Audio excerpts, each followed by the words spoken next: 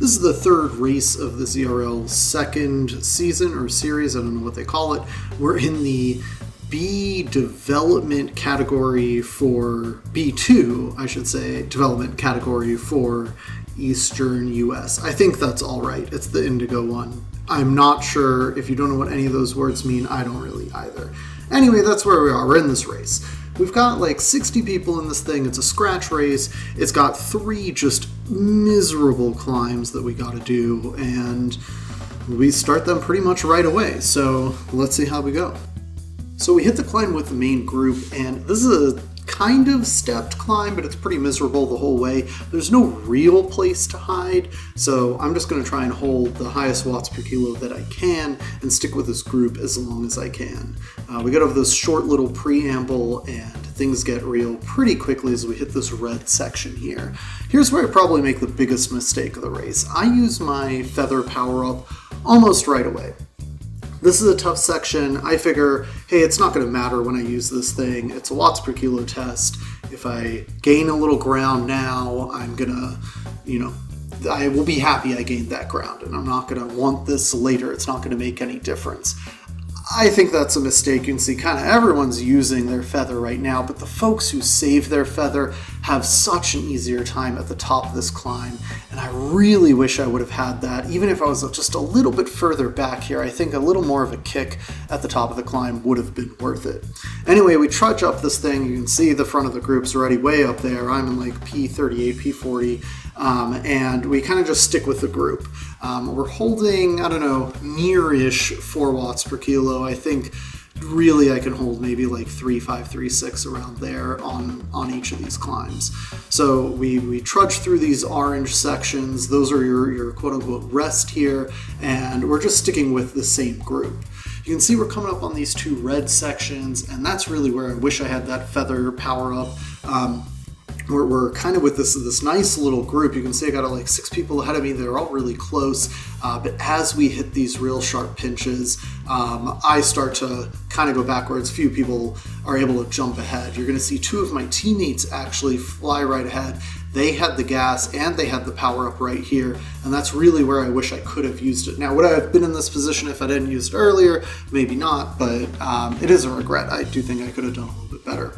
Anyway, we stick with this kind of back group here, and once we actually get over this crest is where I can take a breath. I'm a little heavier than a lot of folks in this race, so getting onto this descent and taking a breather is really what I'm looking for. So let's cut to that.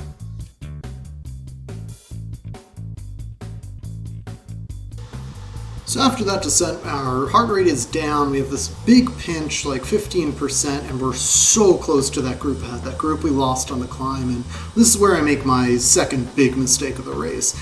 Billy over here pushes it over this bridge, and I just don't go with. I really feel gassed. I just did that big pinch. I don't think my legs have it, and I kind of give up on this chase. I get really close to Billy. He puts in another dig just up here around the bend, and I don't go with. Now, Billy later, you'll see, falls from this group, so he doesn't stay with them, but he would have gotten me across there, and I really could have used that.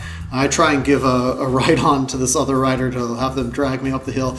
Doesn't work. We're 5 seconds, but this is the closest we'll ever be to that group again. Disappointing miss here. Really should have gone with them. Put into the attack there. It's worth the matches. So we're sticking with this rider, and at some point he does actually ask me to pull, kind of tongue-in-cheek because I got 2 teammates up there. But we just stick together. We get caught by this group behind. Right now they're about 20 seconds, but in a moment they won't be. So let's check out that second climb.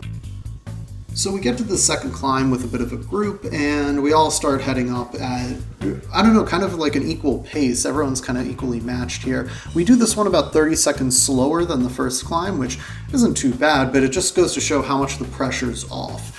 You've kind of self-selected into this group of folks who are about your same speed, and we don't make too many gaps here. We lose maybe 3 people out of this group over the course of the climb. Just goes to show how much more difference the first climb makes. You got everyone together.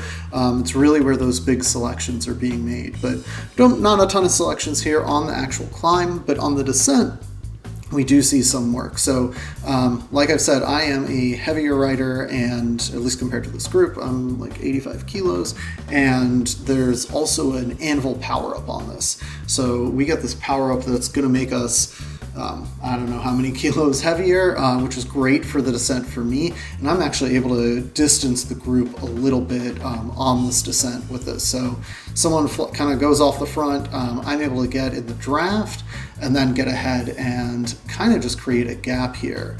I'm actually going to fly through the bottom of this section, go up the steep pinch out of the escalators, and then catch up to our old friend Billy.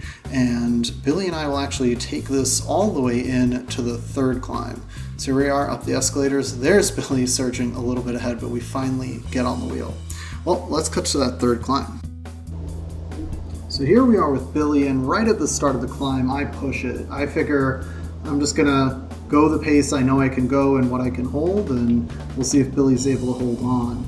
He does make a couple of surges, but isn't able to hold the pace, and so now I'm in it for kind of the rest of the race. I want to hold this gap, whatever I can create here, hold it on the descent, and then try and take an easy little lap on into the line.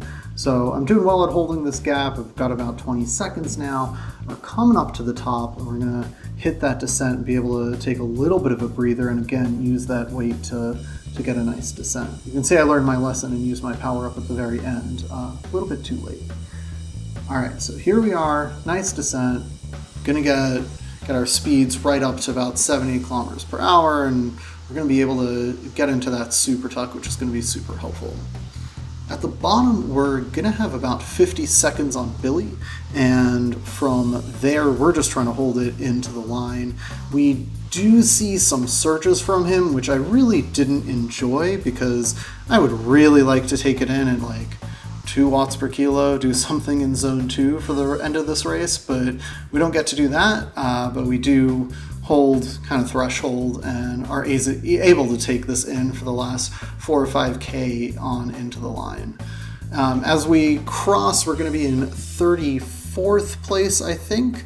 We're only about 30 seconds behind the next 2 riders, and I gotta think that if I had gone with that earlier group, even if I had fallen off that group, that I would be able to at least be a couple of spots ahead and help the team a little more. This was a scratch race, so finishing position is all that counts. But as it is, this is saying we're 33rd, but I'm pretty sure we were 34th. Not too bad, pretty much where I live in this pack, kind of at the middle or the bottom a little bit. But yeah, we'll see you next week.